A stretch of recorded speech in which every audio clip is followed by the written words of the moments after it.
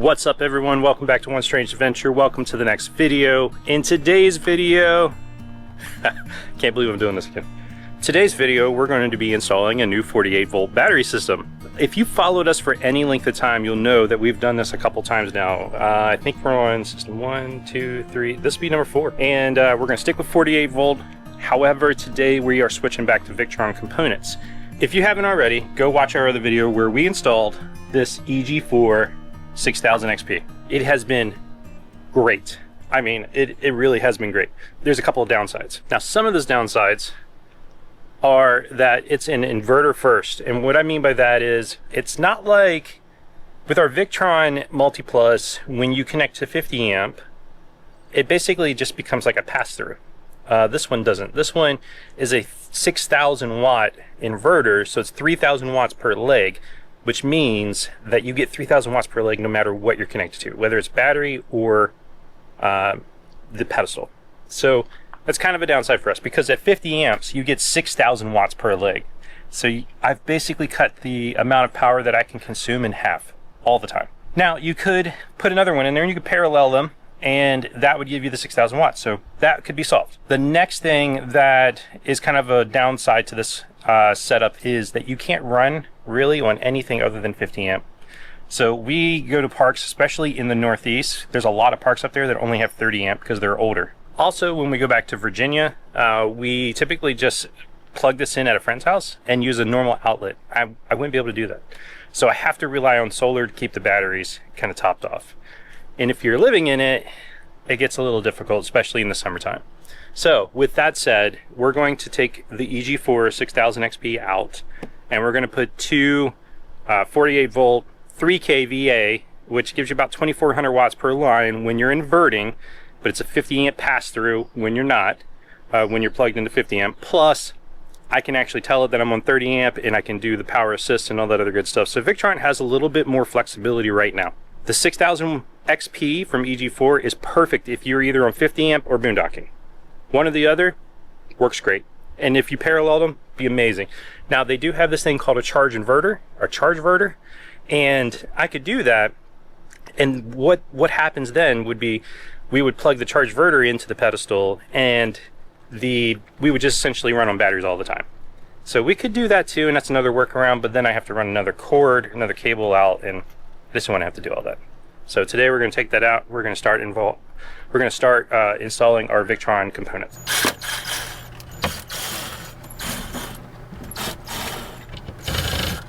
Okay, what I'm going to do first is I'm going to take the power line that's coming from the watchdog that's right behind here, and it goes into this.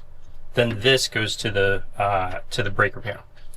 What I'm going to do so that we're not without power for a long time is I'm going to take the one that runs from here to the panel, and I'm going to put that in the watchdog, and it'll basically just bypass this entire system. So that's what I'm going to do to start, just so that we have power in the rig, because it's 85 degrees today and we can't go without power.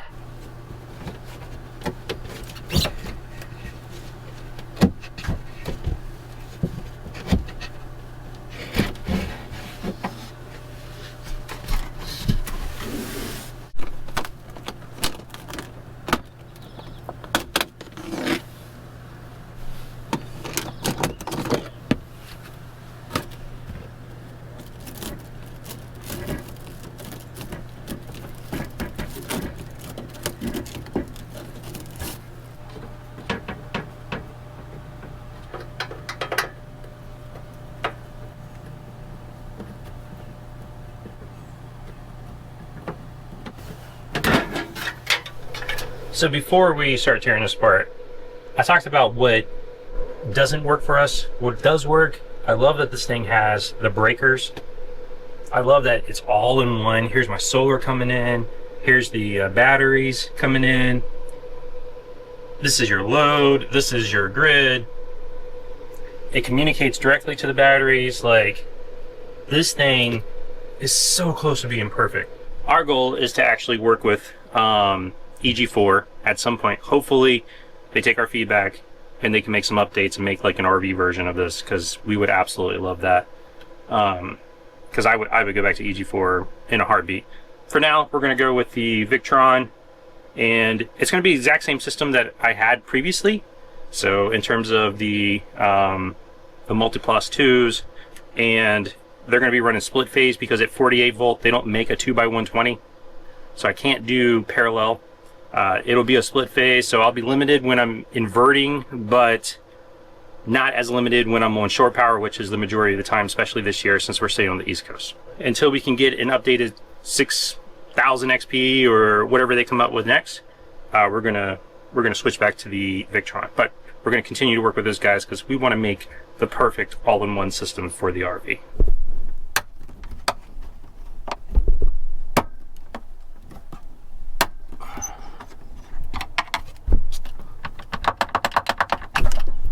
Okay, yeah, I know, I'm drenched. I don't know how those guys, like, you ever watch YouTube videos and they're sitting there working, and they're like in a polo, and like, they look like they just came out of the country club when they're done working? Like, that's not me. Sorry. Anyways, you ever have anything where you think it's gonna be really easy and it turns out to be really difficult? Well, I have an inline watchdog surge protector, and one of the screws that hold the wire in, the whole thing broke. So what was going to be very easy plug and play turned into being a not so easy plug and play. So I had to kind of make do for the moment, and I have this little joiner box, so I use the joiner box to join where the line comes in and then where it goes to the loads, and just put the multimeter on it and checked everything. Everything's running good. Got 120 on each line, 240 across the two because it is a split phase. And yeah, but now it's just a normal RV, just a regular RV. I have no solar coming in, which, by the way, I got to get the solar chargers in so that my panels don't sit in the sun and just create heat and end up burning themselves out. From what I read, they're fine for a little while, but obviously you want to limit the amount of time it's in the sun, and you know, pulling in power and having nowhere to put that power. So all right, next step, we're gonna get this thing out. I got all of those out now. I just gotta unhook the battery.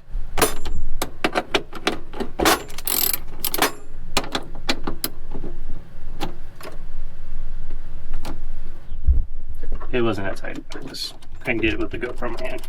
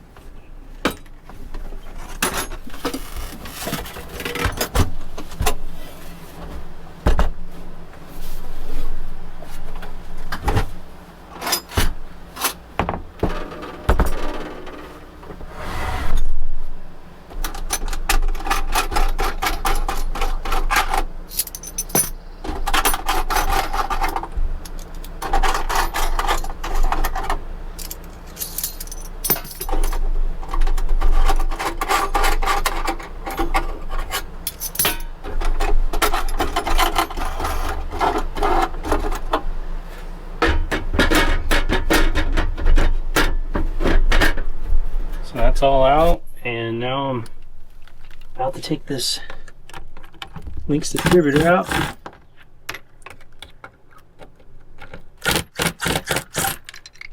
Alright. So I got a new one of these. I got this, another one of these, and a Lynx shunt this time. Alright, so I got pretty much everything's out. Now I'm going to do the Lynx distributors, and so this time I got a Lynx shunt, and the shunt allows me to better monitor what's going in and out of the batteries, since the batteries do not directly communicate to these inverters like the other one did. But yeah, so here's a Lynx shunt. There's going to be 2 Lynx distributors because I got a lot of things to hook up.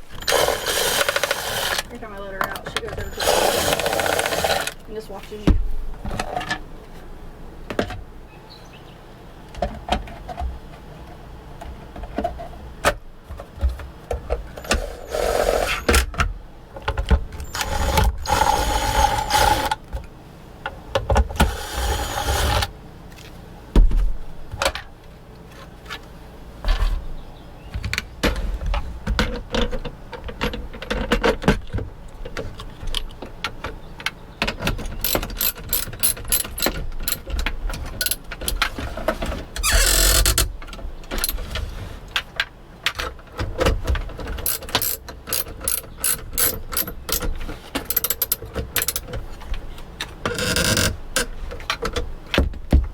right? I got this one connected to this and this connected to this. So yeah, we're gonna see how this goes. So now that I got the Lynx distributor together, I'm gonna mount it back in its home. And yeah, so this is a little bigger than what it used to be, so it's gonna be like that. Pretty cool. A little heavier too.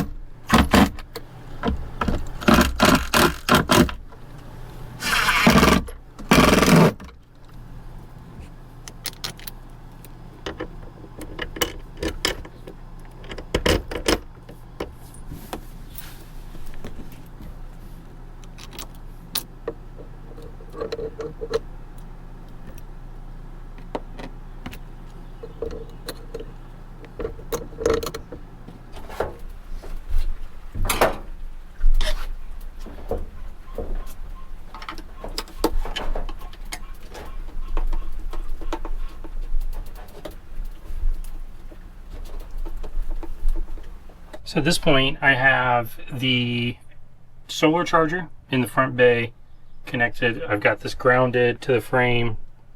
And then that's all that's going to go up here is the solar charger. And then the two inverters are going to go off this one. The batteries connect to this, of course. And this is going to monitor between this and all of this. So yeah, we should be good to go. I got to get these inverters installed, but I think that's it for today. And then I have to change this out because I did this temporarily because my watchdog messed up. Thankfully I had those because that's what I'm going to use to split the to the two inverters and then back together to run to the panel. I have some breakers that will go in between just to make sure everything stays good. And yeah, but that's kind of where I'm at. I'm done. Physically I'm done for the day. Yeah, I know it's a mess. Don't judge me right now. I gotta come back and do some cable management. That's horrible. Anyways, solar is back up and running. I told you guys I didn't want to have it running too long without having somewhere to put that charge. So I do have it back up and running. We're pulling in over 1400 watts. And yeah, so that's about it today.